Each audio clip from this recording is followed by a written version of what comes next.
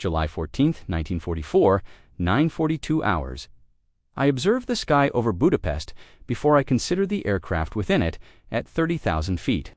The atmosphere is thin, almost colorless. The Danube below is invisible through haze and smoke, but the city announces itself in another way.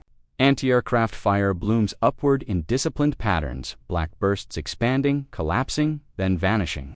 The sound does not travel first. The concussion does. It arrives through the airframe as dull pressure felt in the chest before it is heard. This is not random fire. Budapest is one of the most heavily defended targets in southeastern Europe. German planners understand its value. Rail lines converge here. Oil facilities feed divisions fighting far to the east. The city cannot be allowed to function uninterrupted at this altitude. First Lieutenant Evald Swanson sits in the left seat of a Boeing B-17G Flying Fortress. The aircraft carries the nose name Mispa. The lettering is modest. No artwork meant to tempt fate. Swanson is 24 years old. This is his 17th mission. He has learned not to count beyond that. The bomber belongs to the 483rd Bomb Group, 15th Air Force, operating out of Sturparone, Italy. 60 aircraft launch before dawn, climbing slowly on overloaded wings, engines straining against gravity and heat. The route north crossed the Adriatic, then Yugoslavia, then into Hungarian airspace where resistance was expected and fully prepared. The formation holds steady now. Boxes and squadrons locked in place, each aircraft flying close enough to touch with a wingtip, yet far enough to survive turbulence and prop wash. Mutual defense depends on precision. Gunners scan their sectors. Engines hold cruise power. Oxygen masks cover faces. There is very little conversation. Swanson watches the flak bursts ahead. He notes spacing. He notes altitude. He notes which bursts are well-timed and which are not. He does not react emotionally. Pilots who do not learn this discipline do not last long. Behind him sits Second Lieutenant Paul Berndt, the co-pilot. Forward of the cockpit, the nose compartment is occupied by two men whose world is glass, metal, and sky. Kenneth Dudley lies prone at the Norden bomb site. Joe Henderson, the navigator, works beside him, stopwatch ticking, drift calculated against wind speed and heading. The target is seconds away. Dudley releases the bomb load. 2,000 kilograms of high explosive leave the aircraft in a measured sequence. The B-17 responds instantly. Lifting his weight drops away. Every pilot recognizes the sensation. The aircraft becomes momentarily lighter, almost eager. The formation remains intact. Then the timing aligns in 88 millimeter. Shell detonates directly against the nose of Mispa. There is no gradual failure, no warning vibration. The forward section of the aircraft ceases to exist in a single moment. Plexiglass disintegrates. Aluminum framing vapor. The bombardier's station, the navigator's desk, the Norden bomb site, everything forward of the cockpit is erased. Kenneth, Dudley, and Joe Henderson are killed instantly. The blast wave tears rearward through the fuselage. Loose equipment becomes airborne. Blood and fragments are thrown into the cockpit. The aircraft shudders violently as its center of gravity shifts, backward by several thousand pounds. The nose pitches sharply upward. The wings approach critical angle. For a fraction of a second, gravity loosens its grip. Swanson has no control column to pull back. The yoke assembly was mounted to structure that no longer exists where instruments once lived. There is now sky. Cold air floods the cockpit at 40 degrees below zero. The wind does not rush. It howls. It tears at flight suits, at exposed skin, at anything not bolted down. The sound overwhelms thought. Breathing becomes deliberate. Swanson sees blue sky through a hole where metal should be. He sees the bomber formation ahead through an absence that should not be survivable. The aircraft approaches a stall. What happens next is not recorded in any manual. Swanson adjusts engine power by feel. He senses the aircraft's attitude through vibration, through pressure against his body, through the horizon framed by open air. Somehow, without instruments, without a control column, he breaks the stall. The nose comes down, the wings level. Mispa flies behind him. The surviving crew begin to move. They leave their stations one by one, bracing themselves against the wind tearing through the fuselage. They see what the pilot cannot. The control cables, steel wire ropes, running from cockpit to control surfaces, are exposed. Thrashing in the SLIP stream. They understand immediately what this means. If the cables are left alone, the aircraft will not remain controllable. Hands reach out. Gloved fingers wrap around cold steel. The crew becomes the flight control system. At 9:44 hours, a second 88mm shell strikes engine number 2. The inboard left engine erupts in flame and debris. Oil sprays back along the wing. The propeller windmills briefly, then ceases. The aircraft now has 3 engines instead of 4. Drag increases. Speed drops. The formation ahead does not slow. It cannot, by doctrine and necessity. Damaged aircraft that cannot maintain speed are left behind. Mispa begins to fall back. The flak continues. The sky remains hostile, and the bomber is now alone. The moment Mispa falls out of formation, the character of the sky changes ahead. The bomber stream continues on its prescribed heading, a disciplined mass of aluminum shapes holding altitude and speed. Behind it, the air is empty. There is no protective overlap of gunfire, no neighboring aircraft to share the burden of enemy attention. A lone B-17 over enemy territory is no longer part of a system. It is a target at approximately 9:45 hours. Mispa is already losing airspeed. The missing nose creates enormous aerodynamic drag. What had once been a carefully shaped forward fuselage is now an open cavity. Air rushing violently into the aircraft, striking internal structure not designed to meet it. The slipstream no longer flows cleanly over the airframe. It churns, it pulls. It destabilizes. Inside. The crew members holding the control cables feel this immediately. The steel wire ropes vibrate in their hands. Each oscillation transmits directly to the control surfaces. A few pounds of pressure, too much, and the aircraft overreacts. Too little, and nothing happens at all. There is no mechanical advantage, no damping, only raw force. The men do not speak. There is no intercom. The system was severed with the nose. Even if it had survived, the wind roaring through the open fuselage would drown out any attempt at communication. Coordination happens through instinct, through shared understanding. Through minute changes felt through the aircraft itself. When the left wing dips, they pull right when the nose rises too far. They ease the elevator cables forward. When Swanson adjusts engine power, they compensate without being told. They are not flying the aircraft in the conventional sense. They are preventing it from becoming UNFLYABLE. At the front of the aircraft. Swanson works the throttles continuously.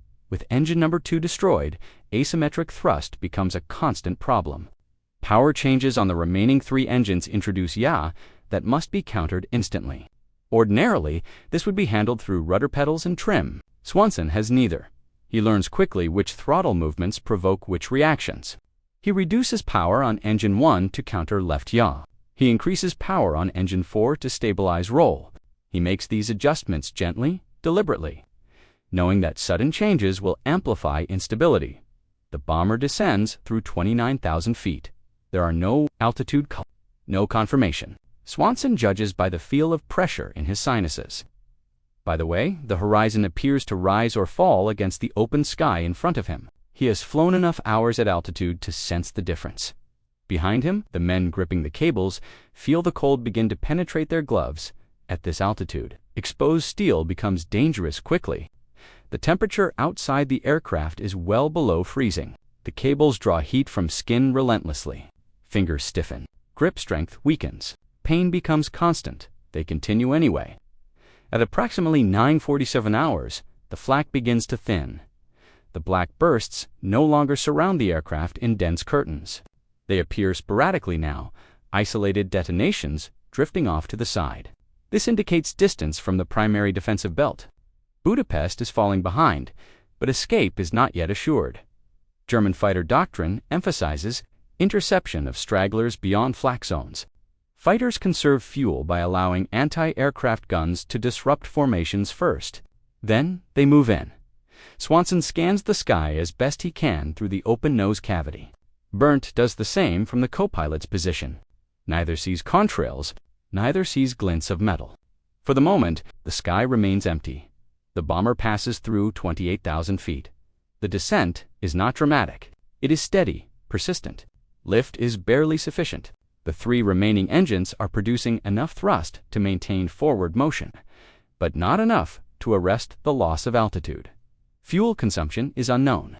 The gauges that once indicated quantity in each wing tank were mounted to the instrument panel that no longer exists. Swanson can hear the engines. He can feel their vibration. Right cyclone radials give little warning before fuel exhaustion. They do not sputter. They run smoothly until they stop. He has no way of knowing how much time remains at approximately 9:49 hours. Staff Sergeant Charles Tucker, positioned in the tail, becomes aware of a new threat. The tail section of a B-17 is a narrow, isolated space. It is connected to the rest of the aircraft by a long fuselage that flexes naturally in flight, but within tolerances defined by engineers. Those tolerances are now being exceeded. Tucker feels movement in the vertical stabilizer. Not vibration, but flexing. The structure shifts slightly left, then right. In response to airflow distorted by the missing nose and the altered center of gravity, the control cables running aft pass through this area, and their tension fluctuates unpredictably. Tucker understands what this means. If the tail fails, there will be no recovery. A B-17 without a tail will enter an unrecoverable tumble. The aircraft will break apart under aerodynamic loads within seconds. He cannot communicate this to the pilot. He cannot leave his position without abandoning defensive coverage. And yet, fighters have not appeared. The threat is internal now. By 9:50 hours, Mispa crosses the Hungarian border into Yugoslavia. Swanson does not know the exact moment. There is no map, no navigator, but the flak stops entirely. The sky ahead becomes clear in a way that can only be appreciated by crews who have lived under constant fire. This is not safety. It is merely the absence of one danger. The bomber continues southwest. The men in the bomb bay adjust their grip. Blood has soaked through gloves. Steel has cut into skin. Circulation is compromised. Hands cramp. Muscles tremble with fatigue. They have been pulling cables continuously for several minutes. Each minute feels longer than the last, at approximately 9:52 hours. Swanson begins to consider the inevitable. The aircraft cannot remain airborne indefinitely. The tail structure is compromised. Fuel status is unknown. Control is marginal and degrading. Every additional minute increases the risk of catastrophic failure. Standard procedure in such cases is clear. Order the crew to bail out, but procedure assumes communication. Swanson cannot issue the order. He cannot leave his seat to relay it physically. The moment he unbuckles, the aircraft will lose the last semblance of coordinated control. The men behind him will have no reference for which cables to pull or when. The decision is made without words. The crew in the Bombay understands the situation as clearly as the pilot. They begin preparing to leave, one by one. They release the cables, clip on parachute harnesses, and move toward the waist gun windows. Each man knows that his departure will make control more difficult for those remaining. There is no hesitation. The first man jumps. The aircraft lurches, slightly as cable tension changes. Swanson compensates with throttle adjustments. The remaining men redistribute themselves along the cable runs, taking up slack where they can. The bomber descends through. 25,000 feet, the second man jumps. Control becomes rougher. The aircraft begins to wallow, rolling gently from side to side. Swanson counters with power changes, careful not to overstress the remaining structure. The third man jumps. The horizon begins to drift more noticeably. The aircraft responds more slowly to corrective inputs. Still, it flies at 9:54 hours. 5 men have left the aircraft. 5 parachutes bloom below, drifting over Yugoslav countryside. They will land far from the eventual crash site. That distance may save them from immediate capture. Or it may not. There is no way to know. What matters now is that they are no longer aboard a failing aircraft inside Mispa. Only a handful remain. The bomber passes through. 23,000 feet. Swanson's hands remain locked on the throttles. His feet rest on rudder pedals that no longer provide mechanical input, but he keeps them there out of habit, out of discipline, out of refusal to surrender control entirely. Beside him, Burnt watches the wings. He knows his time is coming. By 9:55 hours, the interior of Mispa is almost empty. The Bombay, moments ago crowded with men gripping steel cables, now feels cavernous. The exposed control runs hang loose, no longer under constant human tension. They still connect cockpit to control surfaces, but without hands to steady them, they move unpredictably in the slipstream. The aircraft responds accordingly. The nose drifts upward, then settles. The left wing dips slightly, then recovers. Nothing is abrupt. Nothing is violent. The instability is subtle, which makes it more dangerous. Subtle failures give less warning. Swanson senses the change immediately.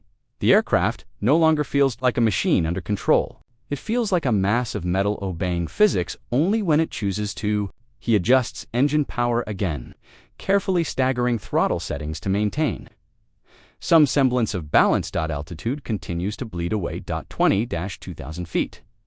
Beside him, Second Lieutenant Paul Berndt remains in the co-pilot's seat. He has no instruments, no control column, no practical function left. But he stays. He watches the wings. He watches the engines. He watches the sky behind them. For fighters that never arrive, neither man speaks. The wind makes conversation impossible, but words are unnecessary now. Both understand that only one of them can remain aboard much longer. At approximately 9:56 hours, the aircraft yaws sharply to the right. Swanson counters instinctively with engine power, pulling back on throttle for while easing engine 1. The response is slow, delayed. The aircraft resists correction, then overcorrects. This is not sustainable. Berndt looks at Swanson. There is no drama in the exchange, no visible hesitation. The decision is practical, inevitable, and final. Berndt unbuckles. He stands carefully, bracing himself against the violent airflow that now dominates the forward fuselage. He moves aft through the narrow crawlway behind the cockpit, disappearing into the fuselage where others have already passed. Swanson remains seated at this moment. He is the only man flying Mispa, and by any conventional definition, he is no longer flying at all. The bomber descends through 21,000 feet. The engines continue to run smoothly. The right cyclones give no hint of fuel state. They vibrate steadily, producing power that keeps the aircraft moving forward. If not level, the tail section flexes again. Swanson feels it through the airframe. A faint oscillation transmitted through the seat. Through the rudder pedals, through the remaining structure, it is not catastrophic yet, but it is progressing. At 9:57 hours, Berndt jumps. Swanson does not see the parachute deploy. He cannot turn to look. The wind pressure through the open nose cavity pins him in place.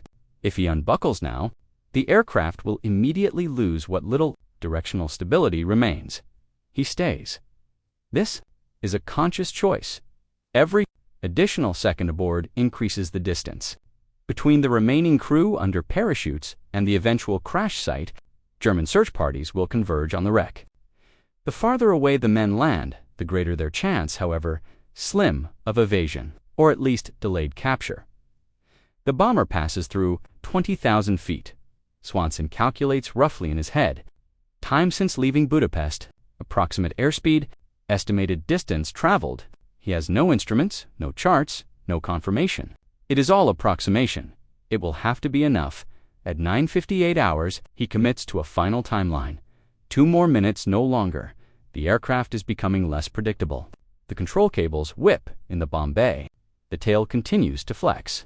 The aerodynamic penalties of the missing nose compound with each mile flown.